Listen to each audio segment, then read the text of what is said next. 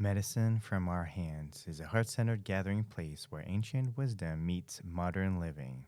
Hosted by Dr. Charlie Trin, a doctor of acupuncture and Chinese medicine, an astrologer, Reiki practitioner, sound healer, and a technologist, alongside Blossom, a full spectrum doula, womb specialist, and culinary herbalist. This show brings you into deep conversations around healing all in all its forms: physical, emotional, spiritual, and ancestral. Each episode explores how food, herbs, movement, and energy work can support everyday wellness, from easing common ailments to nurturing life itself. Drawing from our own experience in holistic medicine, womb and birth work, herbalism, and culinary arts, we share simple, low-cost remedies you can try at home, whether it's an herbal infusion for better sleep, a kitchen spice that supports digestion, or mindful practices to restore balance. We also welcome local healers, birth workers, and community space holders to share their wisdom, creating a living library of traditional medicine for a modern age. So, together, we explore how to reconnect with our bodies, our environment, and each other so that healing truly comes from our own hands. So, thank you everyone for joining us on our first pilot episode. Thank you, Blossom. Thank you, Dr. Charlie. What an honor. Well said. So beautifully written and said. I'm so happy to be here. Shall we have a deep breath? Yes. We'll take a deep breath in together through the nose. Holding for 3, 2, 1, and exhale. If that feels good, you can take another one together.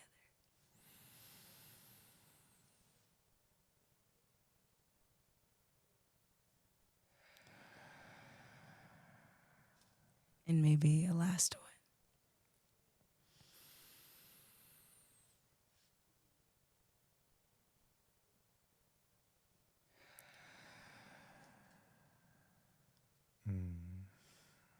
Thank you. Thank you for that. And thank you, everyone, to our beautiful first episode where we're really excited to be bringing you all some wisdom from our own ancient cultures, as well as other practitioners in Houston who will be coming on our show. So we're really excited for that as well. It's going to be amazing. There's going to be amazing vibes, guests, people, stories, medicine shared, love. And I believe our intention, well, I'll state mine, is that we all have a moment in time and space where we can feel heard, we can share, we can reflect, we can collect necessary data, information, and wisdom that can be passed on and transformed or transmuted in whatever medicine or however medicine is showing up in your life on a day-to-day basis. Being here means so much. If you're listening in, I sincerely thank you. Thank you for your life. Thank you for your ears. Thanks for being here. We hope you come back, and maybe one day you'll be here with us on air. Yes, thank you. And to start the show, I definitely want to get into our past a little bit to kind of give everybody an idea of where we all started from, right? We didn't all come from the health space, which is really interesting.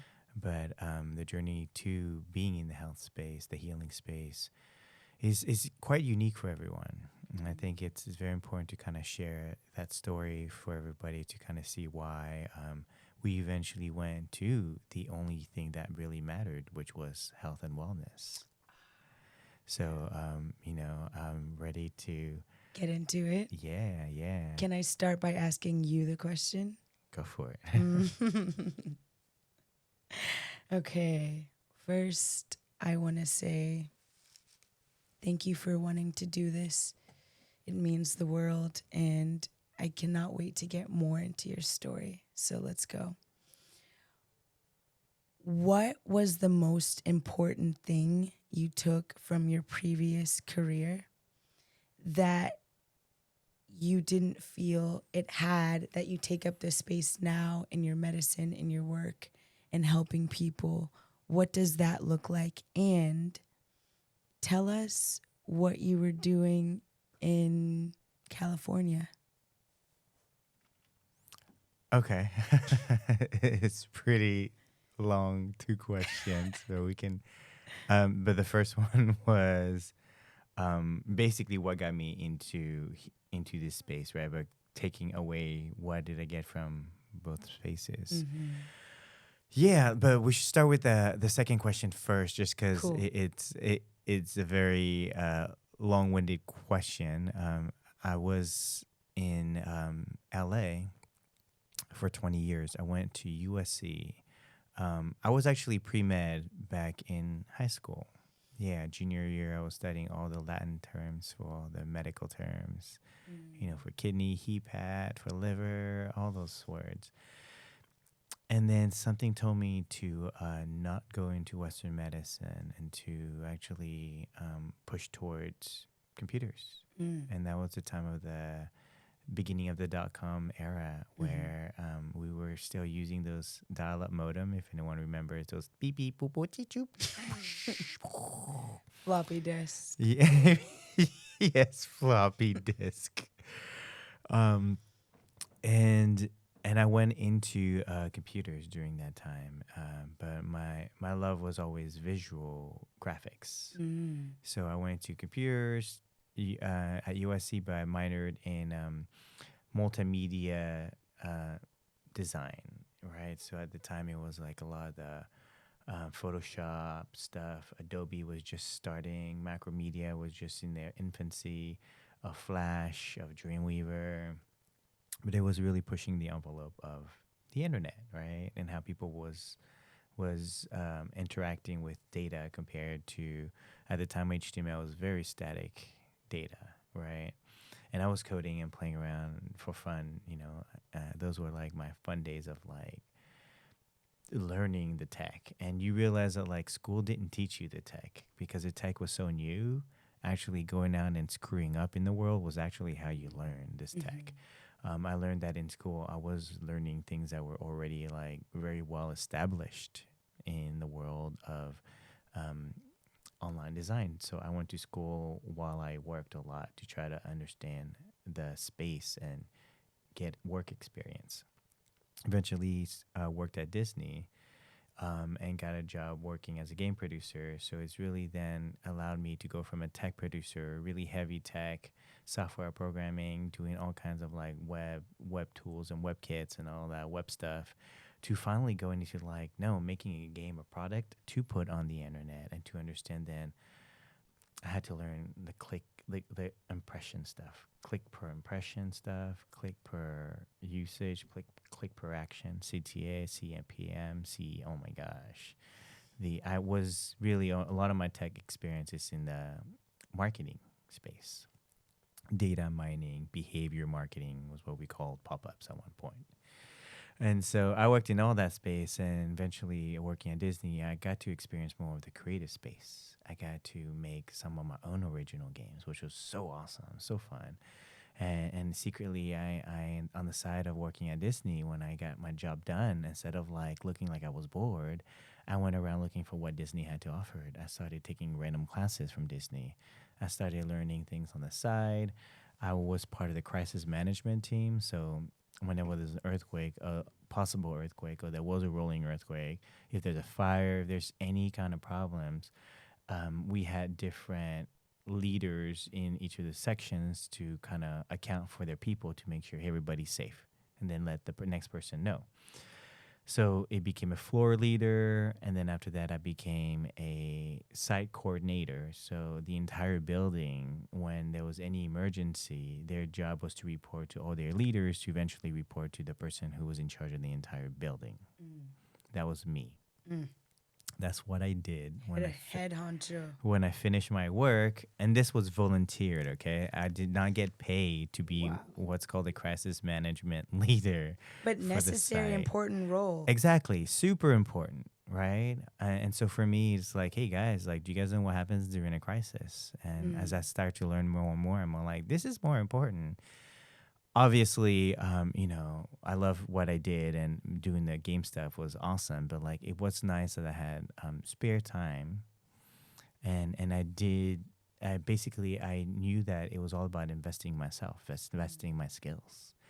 So, long story short, I was there 6 years at Disney. Got to get as much as I could out of really waking up my artistry, right? My ability to be an artist. And when I realized that I was kind of hitting the end of like the corporate job and feeling very much like Disney was stealing, and people say like they steal your soul. You don't really know what that means. And everybody kind of says that, but no one really knows like what is the grounded meaning behind that. But what I was experiencing was that 6 years there, we went from a whole bunch of artists, designers, people who were doing the work, who were actually making the artwork, their characters, the animation. We started to get let go, and then they started to hire more middle management, account managers. So people that were just there to make sure that the game that they made was on par with Disney, but the person who made the game knows nothing about making a game. And that's when I was like, hey, I don't appreciate where this is going, because eventually I'm going to be the workhorse who's the only one who's both an artist and a manager. And I have to be both. And so, like, my work might be better because of the quality that I put in as an artist. I care about what I'm doing. And that's why the games did well the way they did, because we were game designers first, marketers second. And this is a big problem we run into when like marketing likes to take control of the marketing intentions behind a product, and the product is not very good. And then now we have crappy products out there being sold, right?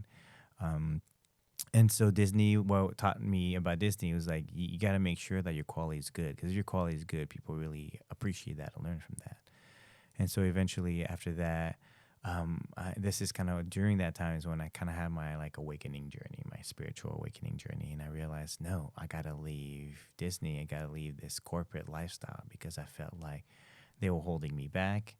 At one point, I was creating my own original IP at Disney. And then one of my bosses was like, Charlie, you shouldn't be giving Disney all your ideas, because like once they have it, they have it. You can never take those back, right? And that's why like anything you do under Disney time is Disney's IPs. Like, and to me, I was like, oh, okay, that's a fair point of view. But my point of view is I'm the creator of all this, and so I'm not afraid that Disney can take my first 3, 4 things. Everyone knows as an artist, it's your 1,000th iteration of a product that is the true art.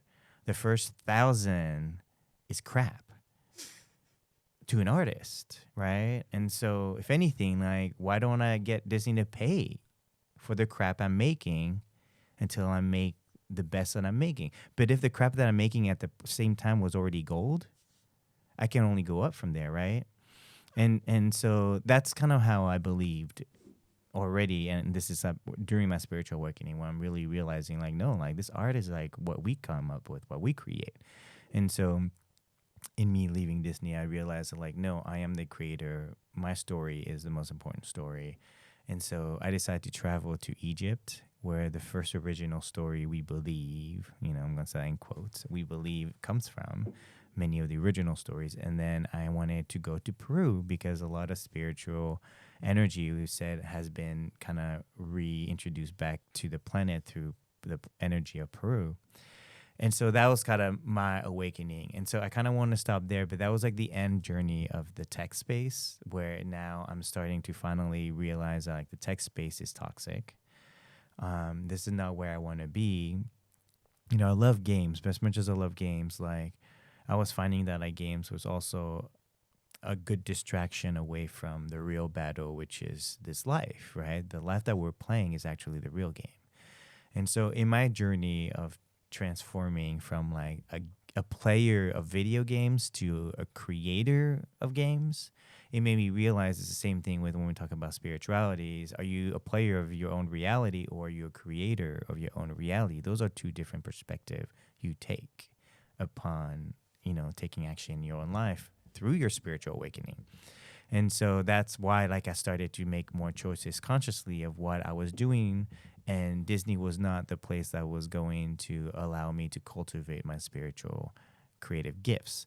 And so that was kind of the beginning of the journey of leaving the tech space and going more into following my spiritual mission, my spiritual journey, which really for me, it happened when I was in Egypt. It was about 2 weeks into like seeing all the temples. We went to all the temples. We got to meditate at the temples. We're not supposed to, but the guides allowed us to because they knew what's up. They knew that we could gather the information by just meditating at the temples. And so when I was at Isis, That's where this is from. so Isis walks, or I believe Isis was walking past me, behind me, and she whispered, "Heal the land." And I was like, I literally just turned around as if somebody like walked past me, right? Like I would see this beautiful person walking past me who said that. Looked around, not a single person was around me. They all went to their corners. It was like at 5:30 in the morning, and I was like, I think I just talked to Isis, or she talked to me. Wow. But that was the beginning of like a very big dream that got me following these breadcrumbs of spirit, and has kind of led me to where I am today. But the journey, I went to Egypt, connected to these ancient traditions, connected to the ancient heritage of Egypt, went to Peru, connected there to the Peruvian heritage, and to possibly some of my past lives there. I've had past lives in Egypt. In Peru, I remember that I passed life in Egypt. So it's almost like the unzipping of the downloads took a few days, weeks for me to actually remember the past lives I had in Egypt, in Peru. And that's why they say that like going to these sacred sites will like awaken these memories inside of you. And so I did that journey. I call it my spiritual walkabout, and went back to LA and went into virtual reality, but more or less like astrology virtual reality. And so we were kind of like developing some really cool stuff, but I realized again, I was in a very toxic masculine space, making gun games all day long. And so I did not want to make a gun game in virtual reality because I'm just now a step away from just teaching violence. And that to me was this deeper conversation of like, Charlie, how much are you getting involved in consciousness and creating the consciousness of this planet? So I really kind of started to, it's almost like when you really spiritually awaken, you realize how involved you are in all the things that happen to you because you made a decision or didn't make a decision. And so you start to realize that like, hey, I want to like take my decisions much more appropriately because I'm creating ripples in the ethers, and that ripple comes back to me. And so that's when I was like, okay, guides. And I've started through this process, started to listen more to this inner voice of mine, because this inner voice of mine is the one that guide me through the walkabout, my spiritual walkabout. So I'm just like, at this point, what else do you want me to do? Okay, let's try it. And eventually, I make my way. I'm going to skip through a little bit because there's a lot of falling down a couple of times on my face as I follow spirit, just because I think as humans, we like to believe spirit lives and is one way, but we forget that that's the human way of seeing things. And so I ended up coming to Houston, and because of this was actually a feeling I had where I would just know that I wanted to head back home to Houston to help with my family, because at this point now I realized what mattered more was things like family.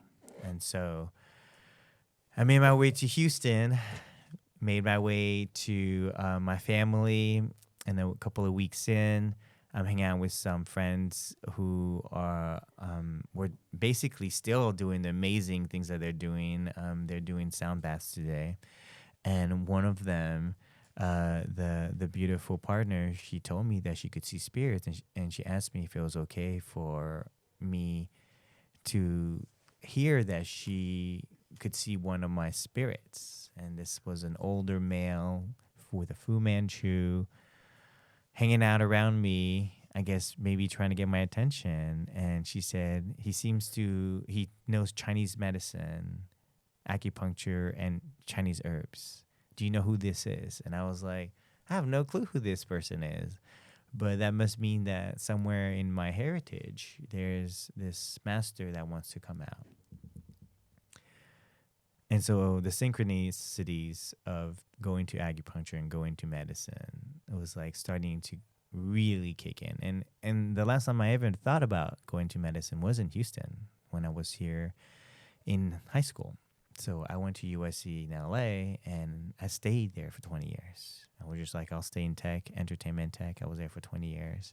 And then when Spirit's like, it's time to go home, it's time to like pick up the mantle. At the time, I did not know it meant it's time to pick up your genetic spiritual mantle. I was like, I'm just going to go home and hang out with family, you know, and take care and help them out, right?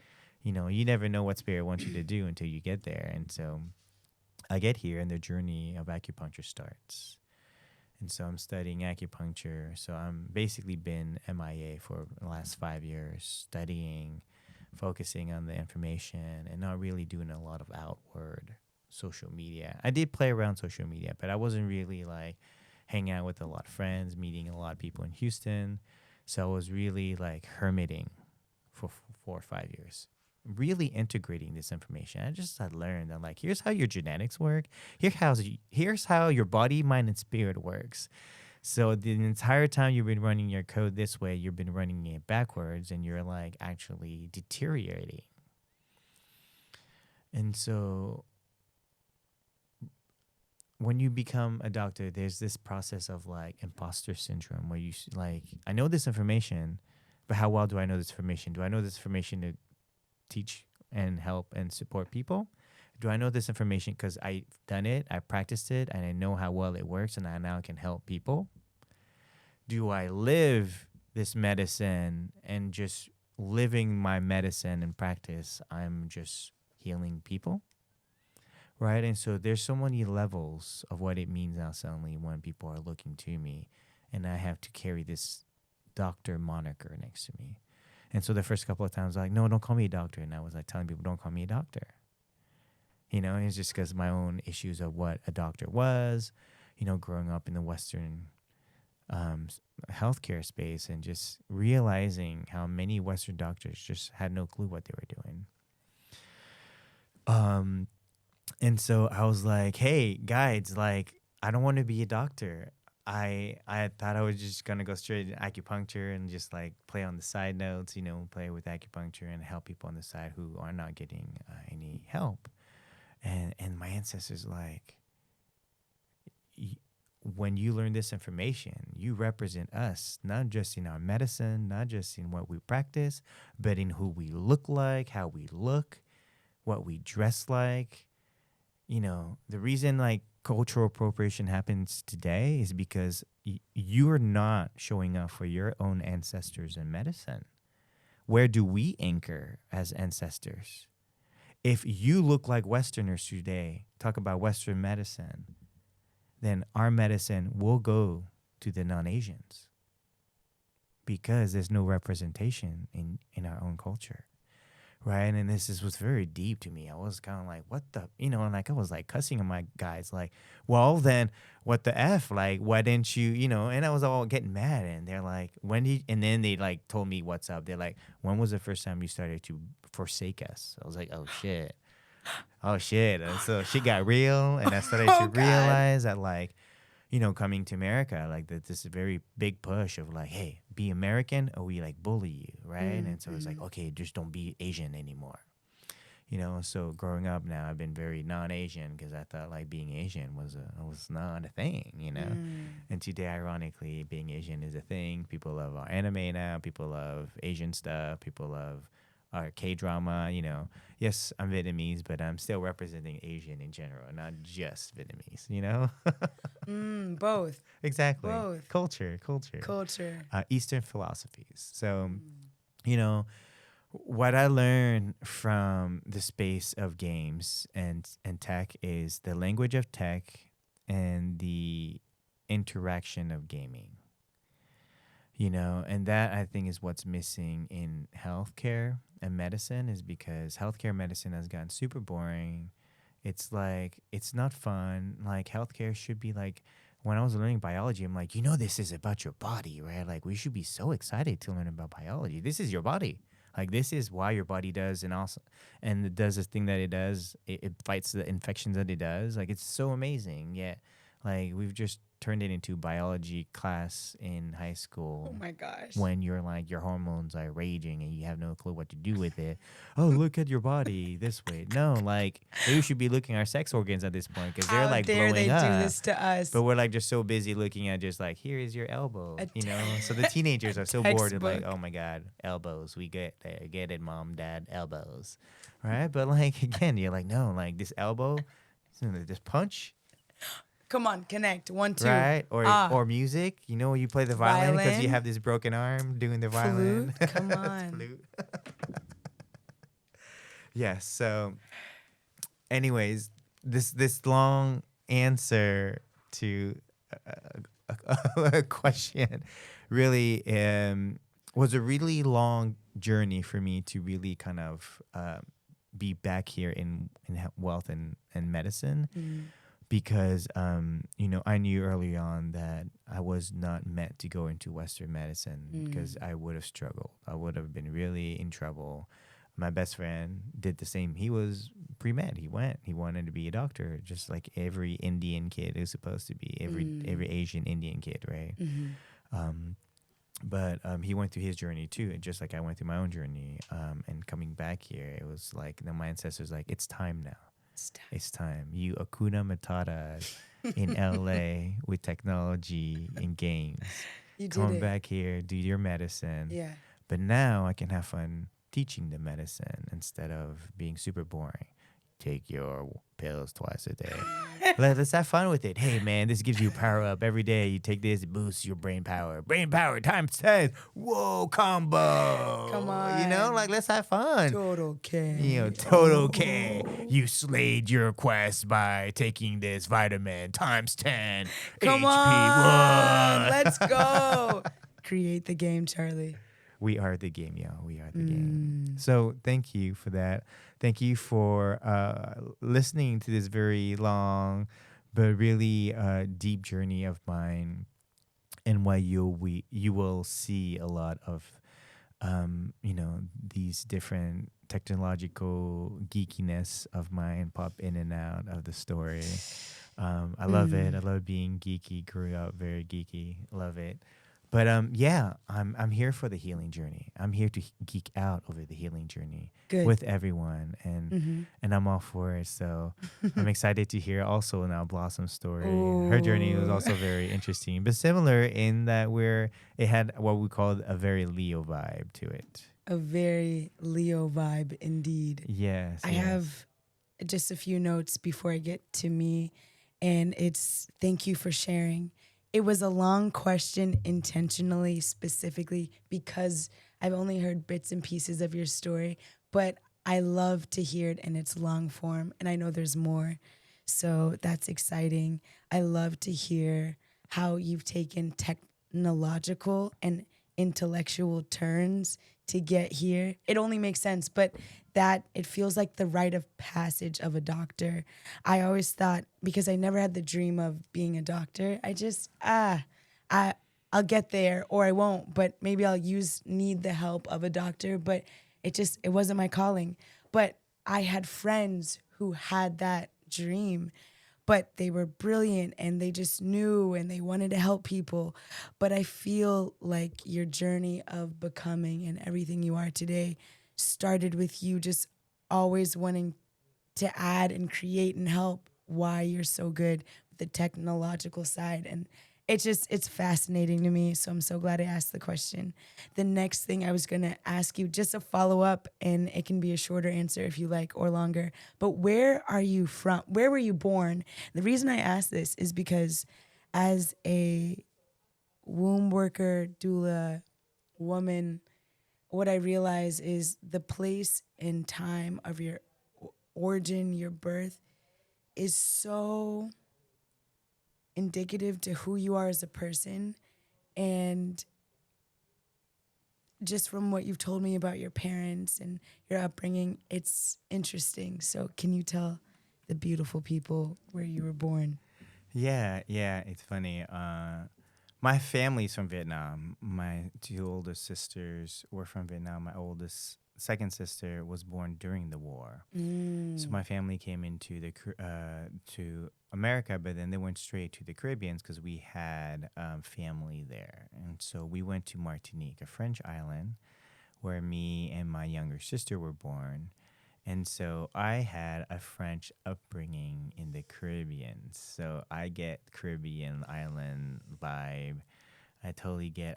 I used to speak Creole. I don't anymore because it No. was the local language, Sure. right? So, What was a phrase you would oh say? my God, there is some stuff where like this monkey has no hair kind of stuff. Yeah, right. And even today, I'm on like I have no idea what I said, but like because these were slangs that like all the kids are throwing around, right? So you couldn't help picking up the local dialect, which was this really Creole kind of French language. But yeah, I Amazing. grew up French, and that's kind of the beginning of my history is being French, raised in the Caribbeans, living the life that everybody wants to live when they're retired on the beach every day, catching fish for dinner and living the life on the beach. And today I came to America to live the dream that all immigrants want to live, but want to retire at the beach, right? So it's funny that I'm experiencing a lot of this backwards, but Yeah. I had the life growing up. You know it. You Yeah, know but it now well. having to live here and trying to like make ends meet for a little house, with no ocean is like kind of like, Mom, Dad, we really left all that for this? No way. No way. But I do appreciate it in the deeper spiritual context, Sure. what this country has to offer. But it's funny now because we are at the shift of the ages, so that's why it is kind of this deeper conversation.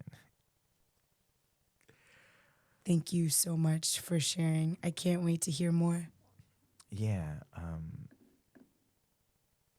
So we're gonna take a quick break, real quick, everybody. We'll be right back, and we're back. Thank you very much, everybody.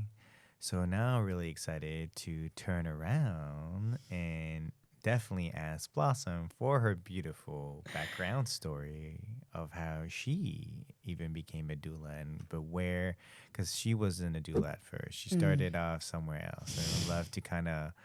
I've heard the story and I love the story, but it's just a fun story that everybody should kind of hear. Just because when you meet her, you can appreciate kind of this part of her like personality. Wow. But yeah, you actually before you went into doula work, you were in Paris. I was. What were you doing in Paris? I Share was that with us. I was baking and cooking in Paris. Paris.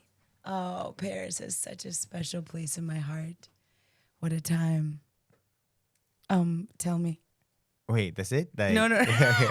What were you doing No, in I was gonna Paris? You say weren't just I cooking. no, I was doing more. I was an actress. I was doing food, acting, and long form social media videos and food long form content. It was so much fun. I was doing a lot of other things there as well, but that's why I was there.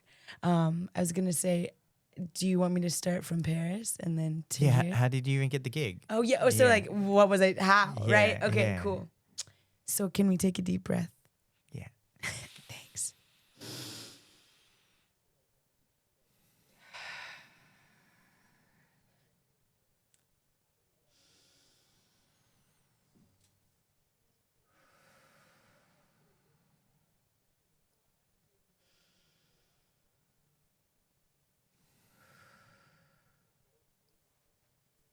Thank you for this question. This is a fun one. But in order to understand my story, you have to understand who I was before today. So I actually have changed my name to Blossom. That wasn't my born given name. It's my renamed, reclaimed, anointed, appointed name I've given myself that I felt called to. But my born name was Kimberly, my governmental name. And Kimberly was an amazing chef and person, and I started in the food industry as, oh man, I worked so many places. I don't know if I tell the places now, but that'll be later. But born and raised in Houston, Texas. My family's from Grenada in the Caribbean as well. And because of those two things, I felt always pulled and raptured with food, breaking bread, sharing food, communion, sharing a bowl of pho. Being from Houston, if you're from Houston, you know we're known for many things, but our food scene, there's parts that are just untouched and untapped also, I'll say. So I've met people from living here for most of my life that love our food, right? So as a child, I always just wanted the best. Give me the freshest, the best home cooked, and my mother, she's not a chef, but she's an incredible cook. And she would make just like warm chicken curry and this incredible like scratch white bread that you just sop butter and salt, and it was amazing. And mangoes, there's just things, cinnamon, ginger, there's just things a Caribbean mother will give you that she can't even help it. It just off her mantle. So being from Houston and having that upbringing, I was like, if I get old enough and smart enough and wise enough and I do something with my hands and I can make food, I want to make food and this world a better place. So in third grade, actually, the universe told me I was going to own a bakery, and I didn't know what that meant, but I had this deep vision dream. The catalyst was I had this incredible third grade teacher. His name is Mr. Gutowski, and he would take us on field trips to like Mrs. Beard's Bread and the Dr. Pepper factory and the Port of Houston. And he was just super explorative as a teacher. And he had this activity where myself and two other people in my classroom created this trifold city. So for like a month, we worked on the currency, the types of cars, the types of people, what they looked like, what they ate, what they drank, what their jobs consisted of, what their dreams of. It was like Sims on paper. So the appreciation for me was like, we're all overstimulated with so many screens, right? But it was a time where social media hadn't yet taken over. AI wasn't on the scene. And I was able to co-create the city with two of my good friends at the time. And I had a bakery on this city and block. And then I remember having dreams about God giving me, the universe giving me a bakery from that moment. So from high school, I was like, if I'm not going to go to college, culinary school, I did some college courses, right? My prereqs, but I wasn't really too jazzed about it. I saw enough people make it without it. I was like, I can too. So I tried and I did. And here I am. But it was a journey. But I started working at Sprinkles Cupcakes. It was my first job. I was 18, and it was a way to pay for prom and like my expenses. And it was cool. It was chill. It was part-time. I went to school like in the day. Sometimes I'd work at night or on the weekends.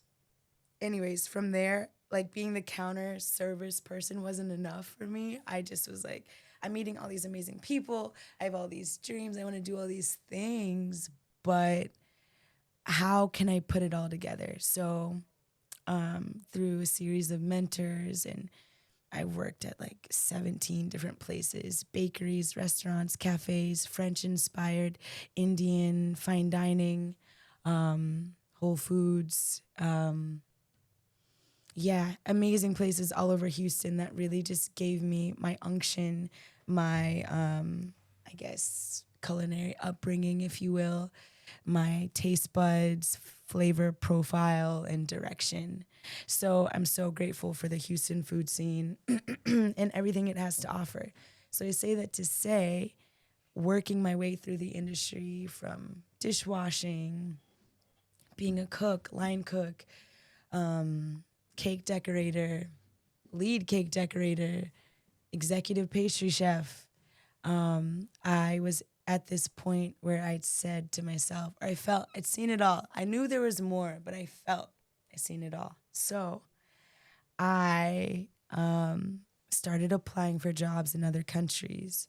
I applied to like Dubai, Mexico, Thailand. I was like, I'm gonna cook around the world, get all of this gastronomy, do it and live and travel. But so I applied to like 52 different places. You know, when you get into it, I was into it. So Paris called, Paris picked up, and it was really trippy because I applied for this position that said like U.S. chef. It said like relocation assistance provided, but we are a French tech startup company and we're looking for someone who has the industry knowledge, the skill set, talent, and someone that's expressive or has personality. So I was like, I'm going to apply. I did, and I didn't get in. I know. And it shocked my life. And I was like, oh God, okay, what to do now? Pivot. I'm going to pivot. So I was working at an Indian fine dining restaurant at the time as a pastry chef. Let me set the scene. I was making all of their gelato, ice cream. Oh man, my favorite gelato I made was this passion fruit, peach, basil, sorbet. It was like the perfect summertime dream, you know. Chocolate samosas, kulfi, gulab jamun. It was a time. So, and then I was having like chicken madrid, chicken vindaloo, tiki masala, all of the naan. It was amazing. But I say that to say, so I was comfortable. I was like, I can be in Houston again and see what it is. And then guess what? The position opened up again. So I reapplied again. And then I got in. I was like, okay, universe, interesting turn of events. You want me here? Okay, let me see what this is about. So for the next month, every week I had an interview. It was a set of three brothers who came together.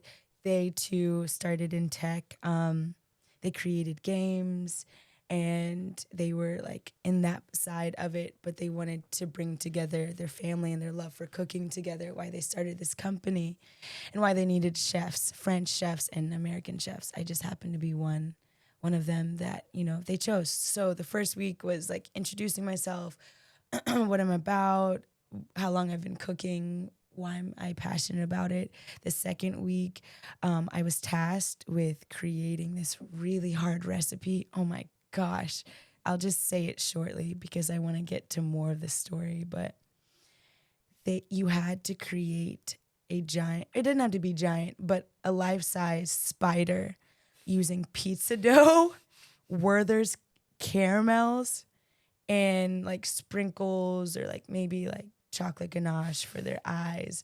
Oh my God, you had to melt these caramels and pull it to create their feet for the spiders. Oh my God, it was outrageous. Anyways, so I had to like, okay, I'm gonna create this thing now. They want to see what I got. And I did it and it was amazing. And they were like, we love it. We want to see more. Then they had to talk logistics. Well, you're gonna be moving here abroad indefinitely or for a temporary time. How do you feel about this? contracts, all of the things. Do you speak French? Can you speak French? Parlez-vous français? And I'd be like, oh, okay. They're like, here's your French teacher. It just started being like bing, bong, boom. And so the fourth and final interview was just, they kind of raptured me, as in like, if this is what you're serious about, if this is what you're going to do, you should know a few things. Can I tell you some of the advice they gave me? They're like, Paris is a big place. There's a lot happening. There's a lot of people. Just make sure your heart is well attached to your body. It's like, what do you mean? What are you trying to say? And what I interpreted as like, this is not America. This is a whole new game. Right. And I was like, at that moment, I was like, what did I sign up for? What is this? Oh God. So anyways, yeah, so visa process, life happened. I got it together. I ended up saying goodbye to Houston, packing my bags. And I set out across the Atlantic Ocean. Incredible experience. I met some amazing people doing powerful work in editing, in directing, in film, photography, cooking, the chefs. And then naturally, right outside of the world and community I was a part of, the streets, like Paris itself, the history, the architecture, the textures, the colors, the flavors, the smells, the aromas, man, you just wake up and the streets are wafting with fresh croissant. If you ever get a chance, book a one-way or a round trip to Paris and explore the city. Treat yourself. Everyone in their lifetime needs a day, a weekend, a week of this. So while I was there, I was healing my body unbeknownst to myself. I didn't really know my body needed healing, but what I knew, if I got to Paris, I was going to be around the best food. And I knew healing was going to be amongst that. So it was a lot of adjusting. Paris, if you've been there or lived there, it's like 9 to 10 months of darkness and 2 months of sun. So I'm a Texas gal. Texas sun is my jam.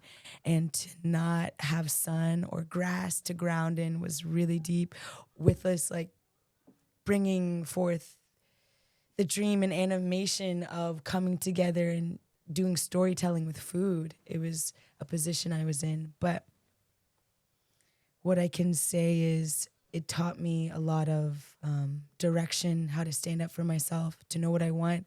If you can know what you don't want, you know exactly what you want. And that's kind of the reverse psychology, or a good way if you don't have a way to look at it. And so I started healing. I was walking everywhere. I didn't have a car.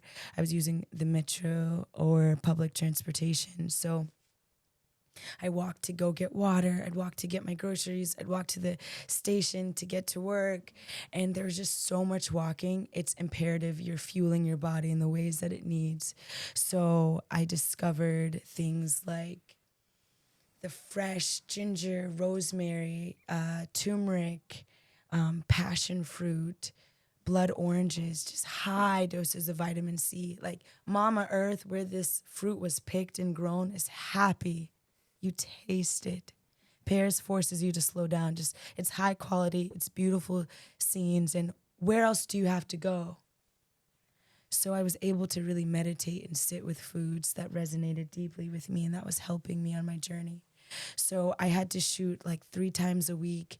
It could be anywhere from 8 hours to 10 to 14-hour days, depending on what we were doing and how long it was taking. So my voice was taking a toll. And I kind of serendipitously, intuitively knew I need tea to get through this next talking bit. But I was like, Paris, show me what you got.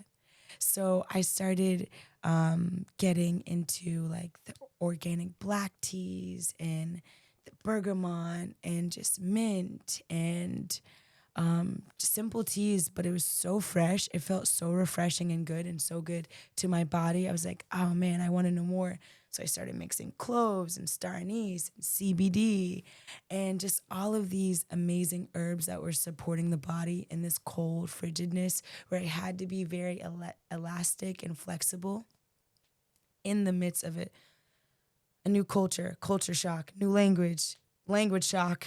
Like it was a lot going on, but I'm so proud of myself. I was 25 at the time, how I navigated it. It wasn't perfect, but it was beautiful. So from there, the universe nudged me again. And this was like the second time, first time, third grade, second time when I was in Paris. They said, you're going to be a doula. ¿Qué es eso, doula? What is that? I had no idea. And it just, I didn't hear words following up, but the expression I felt and heard was, you're going to help women give birth.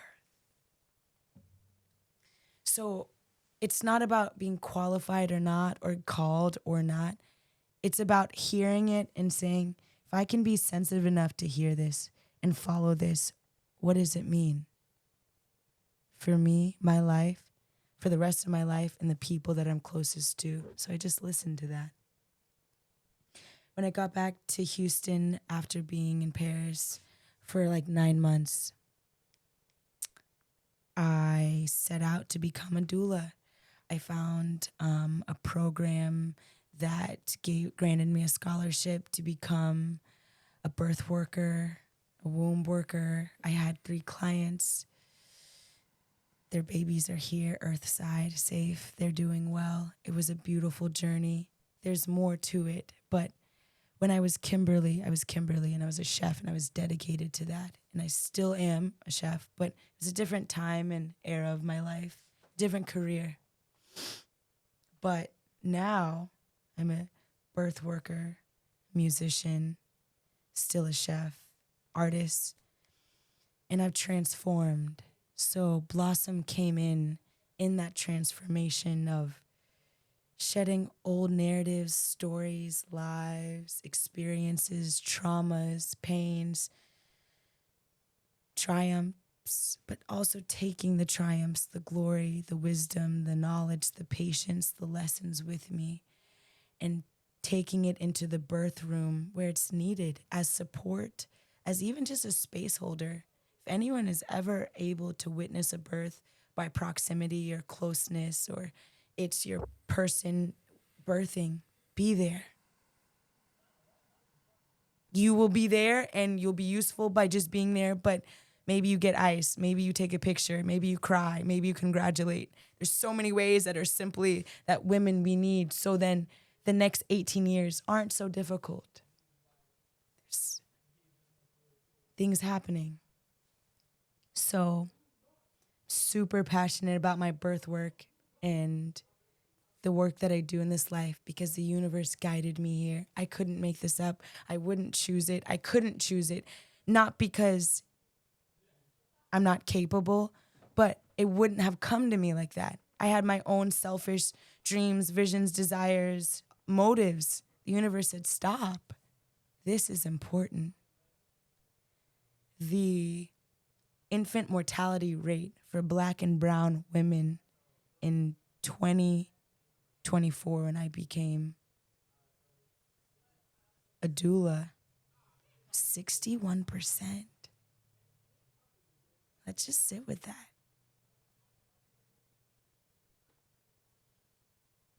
I could ask why, but we know.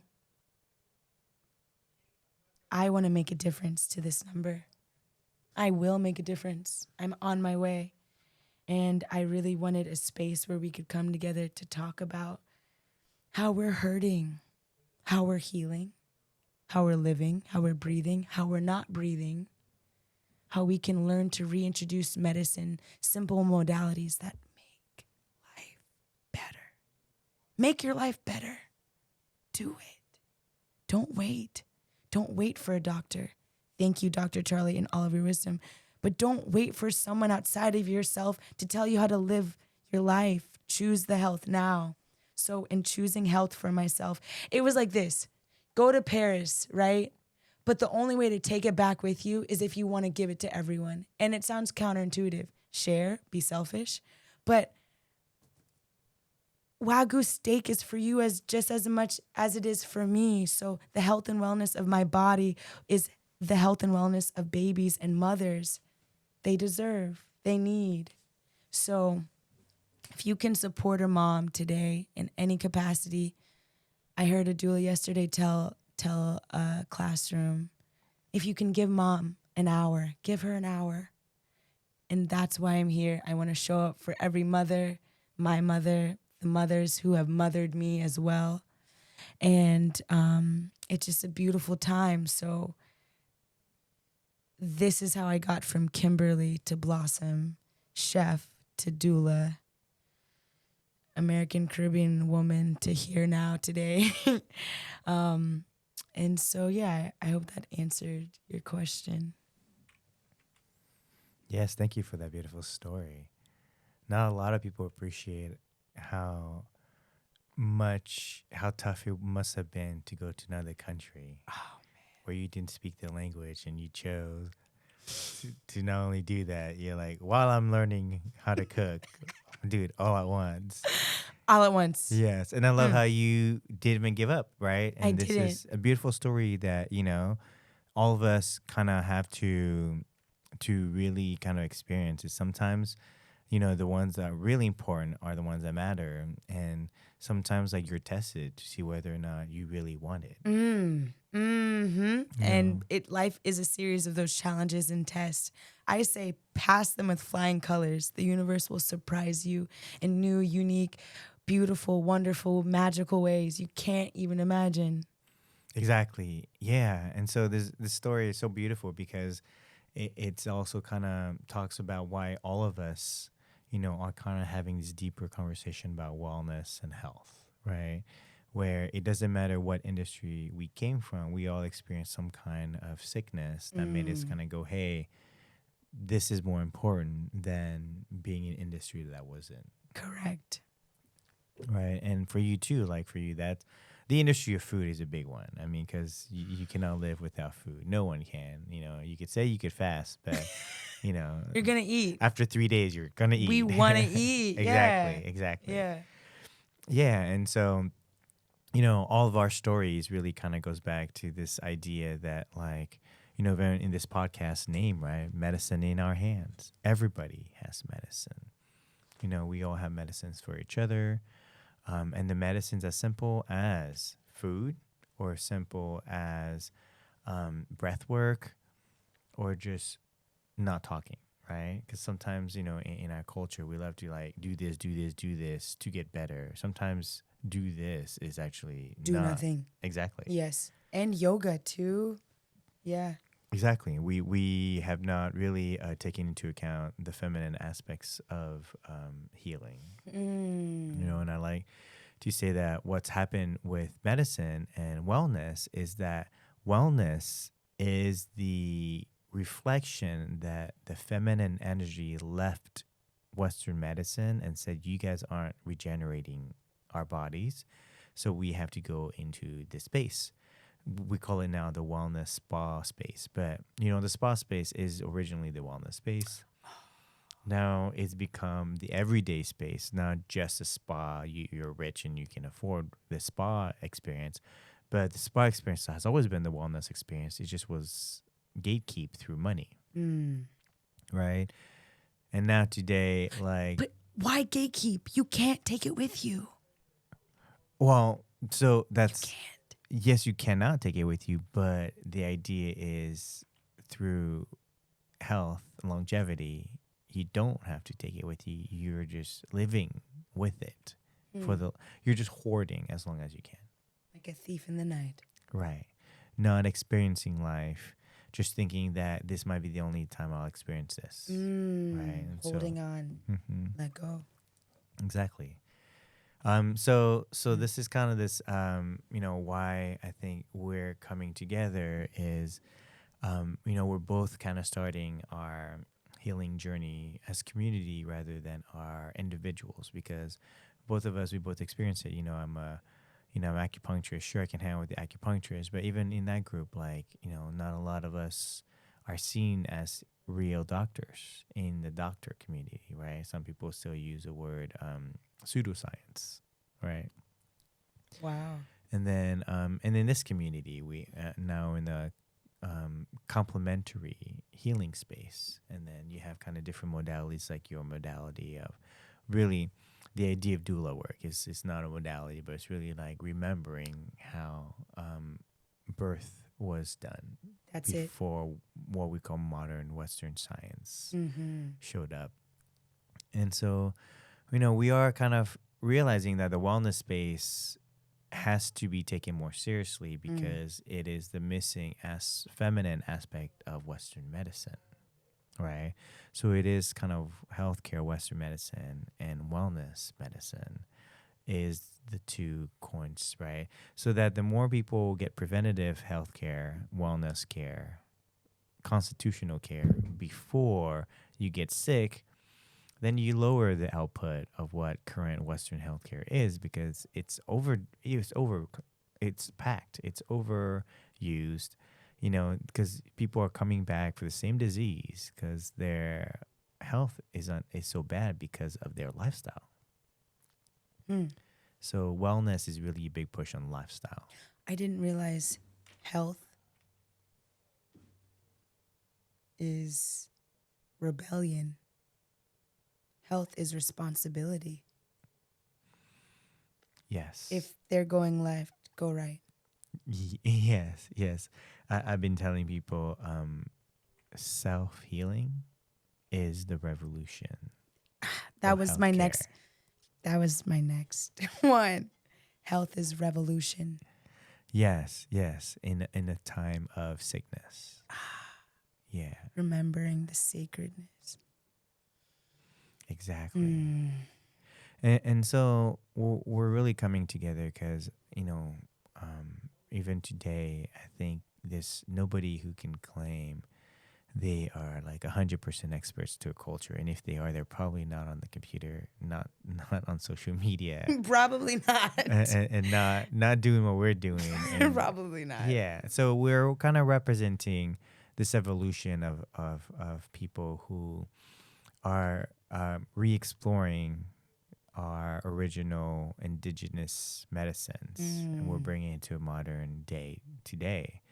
And so we're excited to keep this conversation going. We're looking to do this as a weekly episode where we have so many topics. There's so many topics today that we can really dive deep into in terms of like what is considered health and wellness, and let us as a community reevaluate what we consider health and wellness in our cities. And so this is an opportunity. What we're looking for is community feedback. We love for you guys if you have any questions regarding healthcare, regarding preventative care, any kind of care that we should be, if you really think we should be doing healthcare for elders, yes. Let's have a deeper conversation, healthcare for younger kids. But this deeper conversation is to help us all figure out what is the right individualized care for all of us while not dismissing a lot of our original medicines. We need both. Exactly. It's both. It's if it has to be Western or medical intervention, let it be, and heal herbally and together. It's a dynamic duo. It's a dance. Batman. Good for you. So who's Batman? Ooh, you. Yeah, naturally. Okay. Robin, come on. Let's go. Yes. So thank you everyone for this beautiful show we had today. We shared kind of our history. We'll be delving deeper into really our current initiatives and intentions in this space. We're both healers who are really pushing lifestyle changes rather than treatment plans. And because of that, like, we do have to come together. We hope to be hosting panels eventually with the people that we come and interview. So please, anyone who has awesome healers who are helping people heal themselves, please send them our way. We'll look at their information, see if we can do some interviews, put them on our podcast for everyone to meet them, because that's really important for us to kind of meet the healers today and, really work together and like figuring out what kind of individualized healthcare we can do once we like take that medicine in our own hands. From our medicine, from our hands to you. We love you. We hope you're taking care. You're breathing beautifully. And you're resting. Until next time. Until next time. Thank you, everyone. Until next time, we thank you all. Peace. Peace. Bye.